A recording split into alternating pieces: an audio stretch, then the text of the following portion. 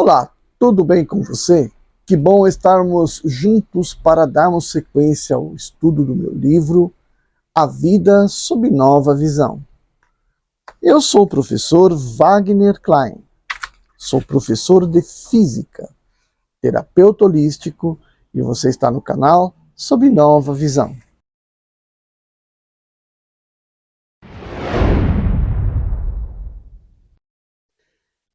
Hoje falaremos do capítulo 12, Reencarnação. Este capítulo termina com desenvolvimento, e aí no desenvolvimento eu coloco aqui algumas fórmulas e as discuto, certo? Então tem todo um programinha ali da física. E aí, portanto, eu vou dividir esse vídeo em duas partes. Esse capítulo em duas partes. Então a primeira parte da reencarnação vai ser a modulação do psicossoma. Introdução. Quero neste livro apresentar uma nova visão sobre a reencarnação para aqueles que acreditam nela. Para aqueles que não acreditam, uma oportunidade de pensarem a respeito dela com um pouco mais de argumentos. Então, quem não acredita na reencarnação, observando esses argumentos, pode melhorar a sua opinião. Em primeiro lugar, quando falamos sobre esse assunto ou indagamos alguém se a pessoa acredita na reencarnação da alma, temos como resposta quase que imediata uma referência quanto à religião. Por exemplo, sou budista e é claro que acredito. Ou sou católico, frequento a igreja e não acredito nisso. Mas as religiões são criações sociais, culturais, portanto, invenções dos homens. Quanto à reencarnação, ela é um processo físico, natural e tem como consequência a reintrodução de uma alma já desencarnada à vida mais uma vez, inserindo-a em algum meio social e sob uma nova cultura. Assim como para atravessar o mar em uma embarcação, é necessário haver sobre ela uma propulsão na direção e sentido do destino. É inevitável a ação do vento, das correntes marítimas, enfim, da influência da natureza. As embarcações, os destinos escolhidos, são criações culturais dos homens, enquanto que a existência das fontes naturais independe dessas culturas. O simples fato de chamarmos o vento ou corrente marítima já é uma construção da nossa cultura. É assim que o homem vem construindo seu conhecimento há milhares de anos. As religiões tendem a modular o raciocínio, formatar o modo de se abordar um fenômeno natural. Talvez o maior exemplo tenha sido o do confronto entre o geocentrismo e o heliocentrismo. Quem gira em torno de quem? Para dar um avanço nessa discussão, tenho que rever o que se sabe ou o que se diz a respeito da reencarnação. E tenho claro que recorrer aos pensamentos religiosos, pois é, de alguma forma, nosso ponto de partida. Talvez o leitor, talvez aí quem está assistindo, né, após a leitura tenha mais dúvidas do que soluções para seus questionamentos íntimos a respeito desse assunto. Mas qual seria a graça de se apresentar um novo conceito sem que o mesmo fosse questionado pelo leitor, pelo seu interlocutor? Então, item visões na história. Acredita-se que desde os primórdios da civilização do homem já acreditava na vida após a morte. Já se acreditava na vida após a morte. Os egípcios são, com certeza, os mais famosos, devido às suas técnicas de embalsamamento dos corpos. Essas técnicas tinham a finalidade de manter o corpo em bom estado para ser utilizado numa vida posterior à morte. Assim, mantendo o corpo, manteriam o invólucro da alma, para viver noutra dimensão. Praticamente todas as religiões têm uma crença na imortalidade de uma parte do ser, a alma ou o espírito. A Igreja Católica, após o Segundo Concílio de Constantinopla, teria impedido ou proibido que tal ideia fosse ensinada. Mas sempre houve padres que ensinavam a reencarnação, ainda que contra a doutrina principal. Ainda hoje, o cristianismo esotérico fala da reencarnação como uma possibilidade para a redenção da alma. O espiritismo, os kardecistas, é talvez o mais envolvido com o estudo da reencarnação, até porque seu início como nova filosofia se deu com o estudo comportamental de pessoas influenciadas pela presença de espíritos desencarnados. Por Allan Kardec, que até então usava seu nome Hippolyte Léon Denisard Rivail. Allan Kardec, um pseudônimo relativo a uma vida passada, surge como a estruturação do espiritismo, como filosofia ou religião através de seus livros. De uma forma geral, o conceito de reencarnação se alicerça no fato de que a alma deve voltar à vida para se livrar de um karma desenvolvido nas outras existências, ou para aperfeiçoarem ainda mais a sua moral cristã, sua evolução. Nessa visão, haveria uma situação na qual a alma não precisaria mais voltar à vida, pois teria atingido a total glória, o estado de Buda, a perfeição. Nota-se que, aparentemente, se trata de um fenômeno cíclico. Então, aqui eu escrevi, né, a sua moral cristã. Moral cristã do ponto de vista nosso, né? Mas, por exemplo, do ponto de vista de Buda, do budismo, não precisa ser necessariamente visão cristã, né? O cristão é por conta da nossa vivência aqui. Muitos estudiosos da ciência, em particular na área médica, se interessaram por pesquisar acerca da veracidade da reencarnação. Há, por exemplo, uma pesquisa efetuada pelo falecido professor canadense Dr. Ian Stevenson, nos anos de 1960, com dados de mais de 3.000 casos investigados que sustentariam a reencarnação. 3.000 casos. O médico psiquiatra Jim Tucker continua o trabalho de Stevenson relacionado ao tema. Incentivado por Stevenson, nos anos 80, a iniciar uma pesquisa sobre reencarnação, o psicólogo e parapsicólogo Erlander Haraldsson também produziu vários estudos notórios favoráveis ao tema em diferentes países.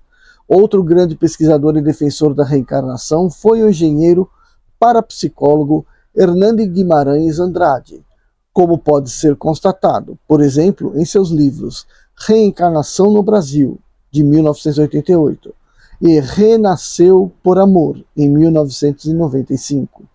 Ele foi fundador do Instituto Brasileiro de Pesquisas Psicobiofísicas. E a fonte aqui é a Wikipédia, tá?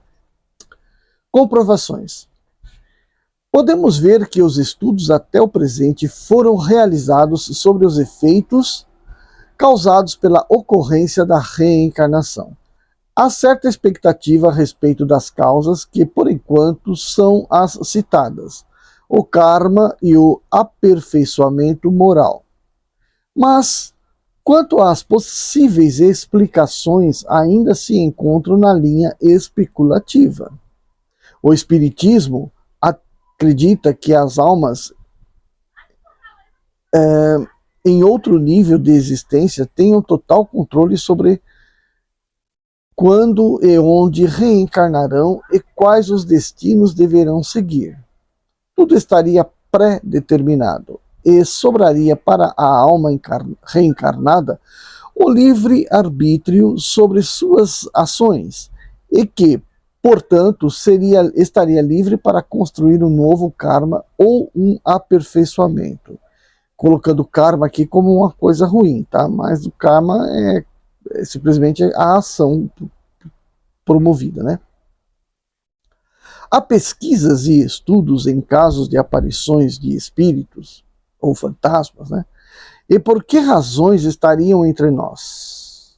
Há também a situação em que pessoas foram aconselhadas ou salvas de alguma situação perigosa por espíritos protetores, guias ou anjos da guarda.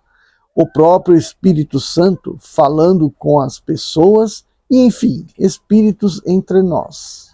Mas por quê? Há também a prática dentro de várias religiões do contato com entidades desencarnadas feitas propositadamente como parte de um ritual, no qual tais entidades estariam fornecendo algum auxílio aos encarnados. Há também aqueles que defendem que existam mais almas desencarnadas entre nós do que almas encarnadas. Quem as enxerga, normalmente as chama de fantasma. Sou de uma família recheada de exemplos desses contatos visuais, auditivos, com espíritos desencarnados. Mas a habilidade e capacidade de manter contato não é de todos, mas sim de alguns membros da família. Minha mãe, assim como minha irmã, são minhas principais referências nesse assunto. Exemplo simples, porém de grande importância, foi no momento da transição do desencarne do meu pai, no hospital, onde estava em fase terminal, que foi simultaneamente percebido por minha irmã e também por minha esposa. Ambas sentiram a presença dele na forma de despedida. Após um tempinho, veio a notificação do hospital. Quando crianças, minha irmã e eu morávamos num apartamento do meu tio, em Pinheiros, São Paulo. Meu tio e minha tia moravam nos Estados Unidos. Certa tarde, minha irmã, assustada, se tranca no quarto chorando e rezando, porque estava vendo a minha tia, que, como um fantasma, estava flutuando, pairando pelo apartamento desesperadamente. Minha irmã falou que minha tia estava morta e de forma trágica. Eu não vi nem ouvi nada. Felizmente minha mãe chegou logo em casa e lhe contei o que estava acontecendo. Minha mãe entrou no quarto e ficou sabendo o que tinha ocorrido. Logo depois chegou meu pai e daí começou o contato mais triste que eu já testemunhei. Minha mãe incorpora o espírito da minha tia. Se contorce no chão com a voz igualzinha da minha tia. Diz ao meu pai que havia morrido em um acidente de trânsito. Dentre muita conversa, meu pai, com orações, foi fazendo com que o espírito fosse endireitando o corpo da minha mãe. E rezando junto com meu pai, deixou o corpo. Minha mãe então retomou a consciência. Não tínhamos telefone na época. Quem tinha era outra tia que morava bem distante de nós. E tarde da noite, ela vem ao apartamento nos contar sobre a ligação que o meu tio havia lhe feito. Nós já sabíamos exatamente o que havia ocorrido, até com mais detalhes, pois meu tio só informou o que soube no hospital. Bom, aí ficou bem claro, né? Porque no hospital meu tio ficou sabendo que houve um acidente.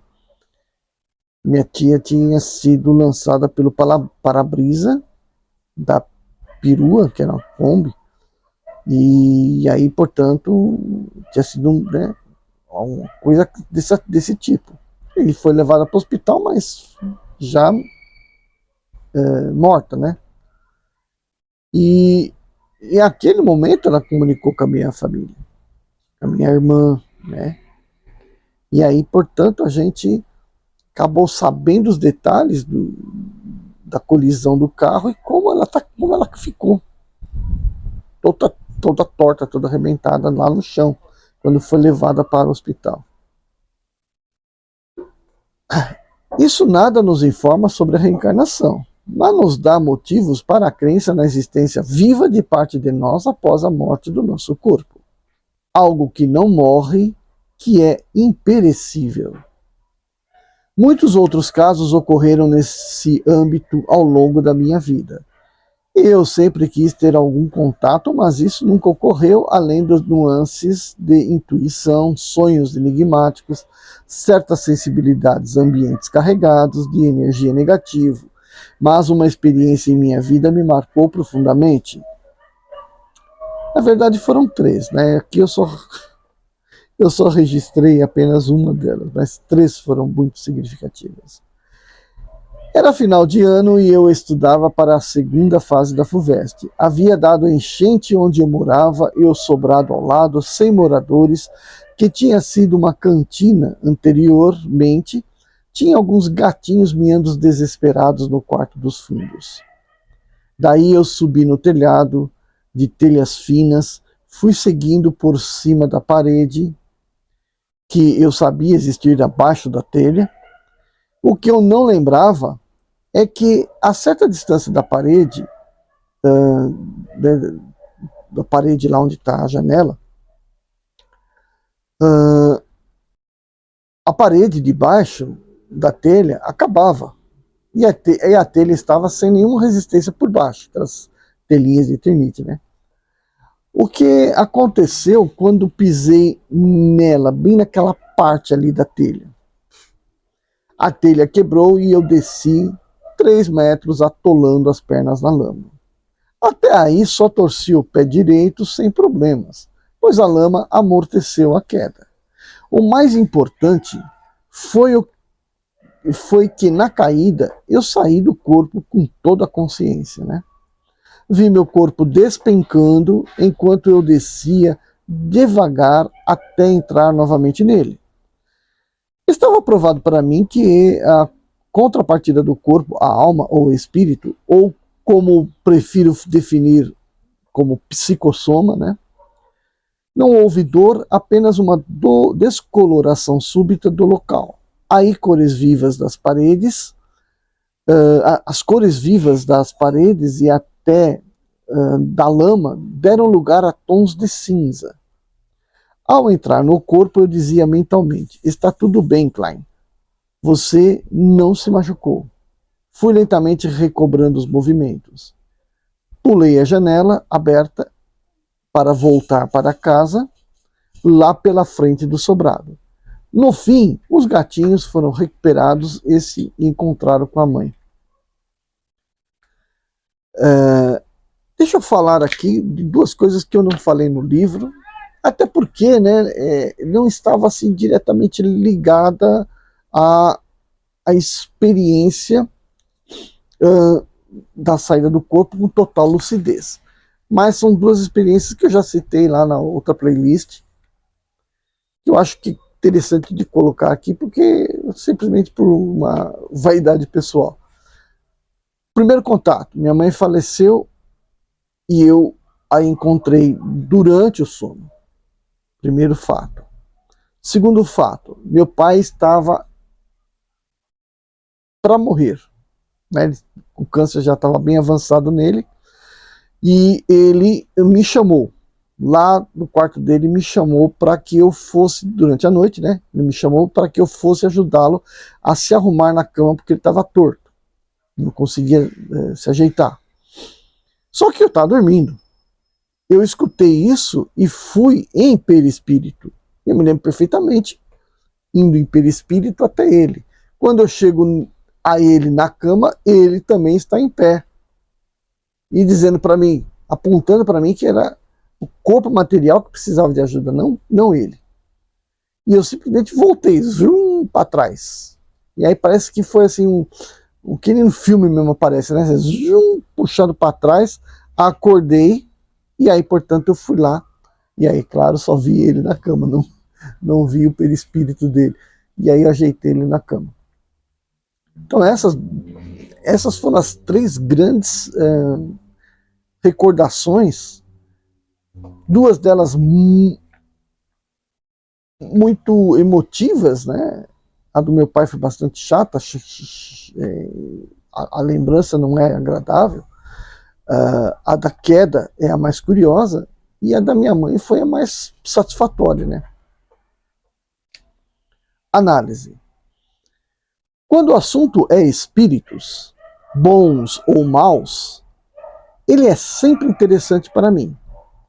O que os estudiosos precisam levar em conta é que a existência da alma e a reencarnação não dependem da filosofia ou da religião ou das doutrinas.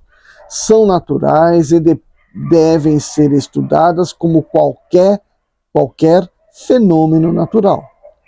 Um espírito só pode influenciar bem ou mal um encarnado se houver uma conexão entre eles, através de uma predisposição do encarnado em aceitar, acreditar na sua influência, ceder uma autossugestão.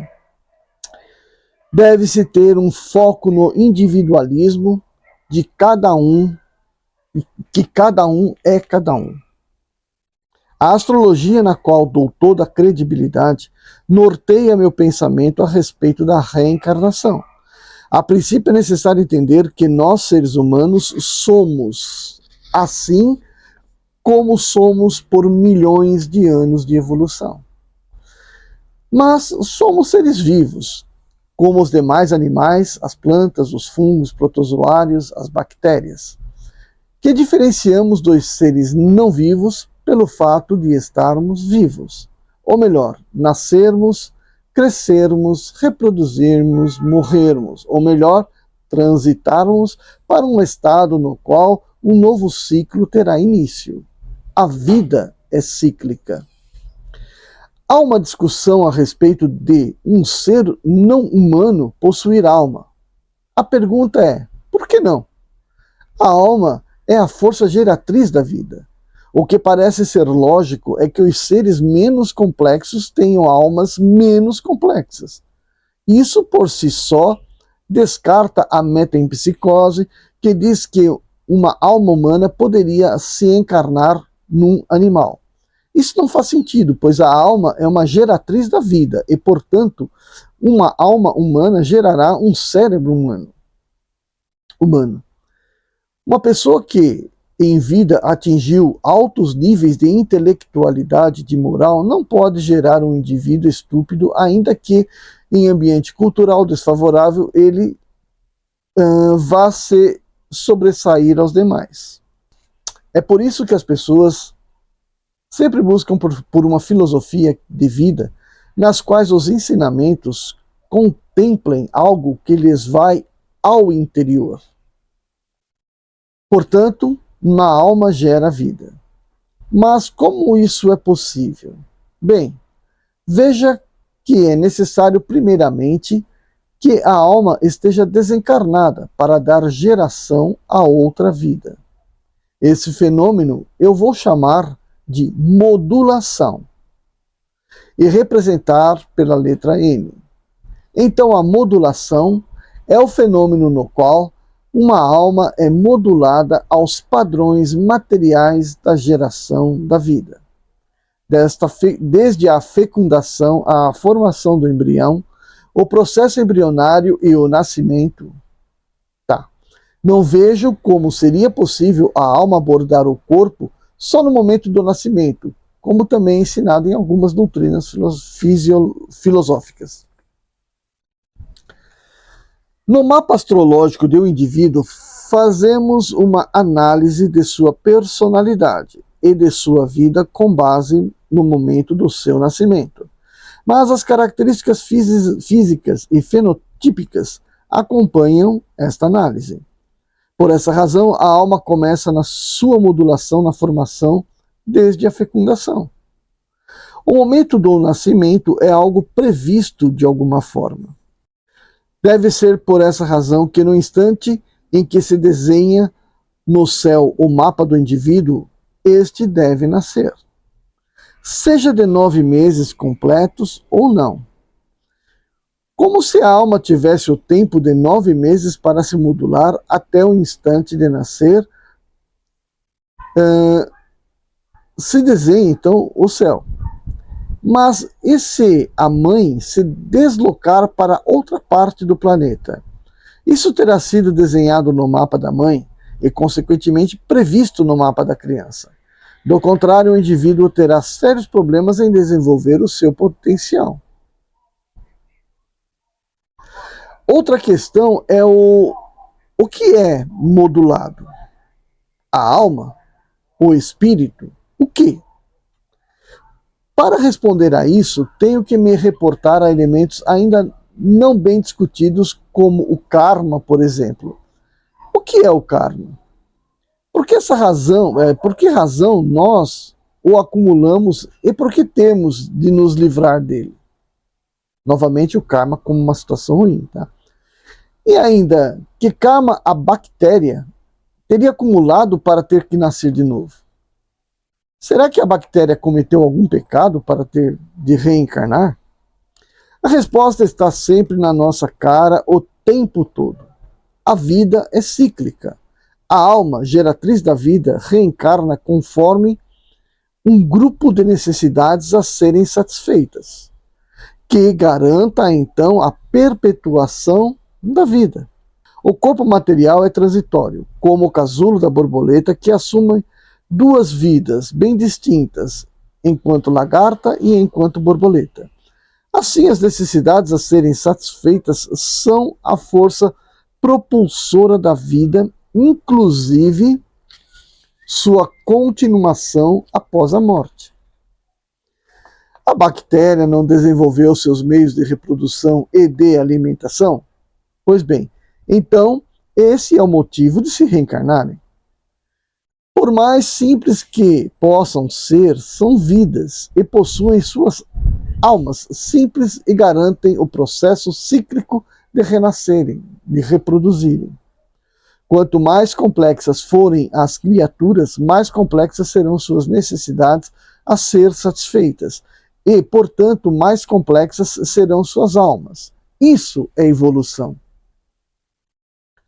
O aprimoramento biológico se dá durante a existência, o que então se registra na alma do ser, e depois na outra encarnação esse aprimoramento se fará presente, ainda que de forma latente, né? Que deverá ser recuperado. Não há como evoluir na dimensão da alma. Isso ocorre na dimensão corpórea. As novas informações se registram na alma, pois ela acompanha as transformações e, portanto, levará todo o mundo para todo o novo registro físico para a próxima encarnação. O mesmo ocorre com a consciência humana, que de encarnação em encarnação tende a aprimorar. Quanto mais complexo for o organismo como um todo, mais complexa é sua alma. Assim, aquilo que as pessoas, enquanto encarnadas, conseguem se livrar, desmistificar em suas mentes, deixar de apreciar, deixar de sentir necessidade, ela com certeza não carregará na alma para outra encarnação. Então, quanto mais você vai depurando a tua alma, quer dizer, quanto menos ligações você vai tendo com a necessidade de reencarnar, mais fácil vai ser a libertação dessa alma do corpo, ou do ciclo reencarnatório. Aqui eu falei, o aprimoramento biológico se dá durante a existência, e então se registra na alma do ser, e depois na outra encarnação esse aprimoramento se fará presente, ainda que de forma latente, que a pessoa deverá então recuperar para poder, né, continuar dando desenvolvimento àquele detalhe. E aí eu digo, as novas informações registram na alma, O mesmo ocorre na consciência humana, E assim vai tornando mais complexa a alma. Não há como evoluir na dimensão da alma. O que eu quero dizer aqui? Se a gente não colocar o ser humano, colocar os animais, por exemplo, está aí uma explicação para a adaptação proposta por Darwin. Né? Então, o animal tem que se adaptar ao meio para poder viver. O meio, portanto, condiciona o corpo a se desenvolver. Aí aquele que melhor se adapta vinga, o que não se adapta morre, não é? Tá, morre, mas o que acontece? Ele vai ter de se modular agora como um novo espécime que está adaptado. Então aí ele vai ter de se adaptar novamente ao meio onde ele vive. Portanto, tanto o planeta modula a alma, quanto modula o corpo, quanto o corpo modula a alma. E isso acontece durante a existência. Aí morreu a alma, então se prepara para encarnar de novo e tornar a desenvolver. E é isso que é a evolução. Quando chega no estágio de ser humano, nós estamos, portanto, com um cérebro muito mais desenvolvido, estamos numa posição de muito superior. E aí, portanto, nós conseguimos entrar na condição de criar, desenvolver, entender, estudar, né? A nossa inteligência nos permite tudo isso. E tudo isso nos leva a ter comportamentos emocionais, que podem ser bons ou maus. E esses comportamentos modulam o caráter daquele indivíduo. Quando ele morre, esse espírito, né, essa alma que se desprende, leva com ela esse caráter. Ok? Se esse caráter é um caráter ruim, ou seja, houve a inadaptabilidade social desse indivíduo, ele deverá reencarnar para se livrar, para depurar esse caráter. Então aí nós estamos falando do quê? De uma depuração moral, que não pode existir entre os animais, só no ser humano. E aí vai indo, até que a gente consiga depurar toda a alma de uma forma que não precise novamente encarnar para que faça essa depuração. Quando se fala de um aprimoramento moral, um senso cristão a ser desenvolvido, o estado de Buda a ser atingido, fala-se de algo extremamente complexo, que implica na supressão de todas as necessidades carnais, materiais, para que a alma não tenha de reencarnar, que eu acabei de falar aqui. Isso é o ápice da evolução, pois a alma não terá necessidades para evoluir neste plano terreno. Ou seja, mudou de fase. É o videogame lá que o cara mudou de fase, ele já venceu todas as provas que ele tinha. Não precisa mais desse nível, ele já está no outro nível. A matéria não será necessária e a encarnação seria muito complexa, pois dependeria de aspectos astrológicos específicos para permitir a modulação. E é o que nós vamos ver logo a seguir. A reencarnação é um processo natural e fundamental para a manutenção da vida no planeta. Ela é regida pelos aspectos planetários no nosso sistema solar. Do Sol emana energia primordial que é modulada pelos planetas à medida que se movem nas suas órbitas e fazem aspectos angulares entre si e a Terra. A Terra, o local onde se desenvolve a vida como nós a conhecemos, perceba que não é uma coisa simples, é algo extremamente complexo. As plantas parecem depender quase sempre apenas do Sol e da Lua para se desenvolver. Já os animais dependem também da influência astrológica de Vênus e Marte, que no mapa astrológico dá características básicas ligadas à caça, defesa, sexualidade, sedução, harmonia, etc. Já os humanos, a influência dos planetas Júpiter, Mercúrio, Saturno, Urano, Netuno se tornam muito importantes. Como Netuno está associado à sensibilidade espiritual e às habilidades mediúnicas, ele por si só nem sempre será um elemento muito expressivo no mapa astral de um indivíduo. Se a alma desse indivíduo for muito primitiva, o que já caracterizaria uma pessoa sem tais sensibilidades, ela teria de desenvolvê-las em vida para carregar para outra encarnação. Em outras palavras, embora Netuno se faça presente no mapa ou no tema, o indivíduo pode ou não desenvolver o potencial ali indicado, dependendo apenas de suas reflexões sobre sua existência.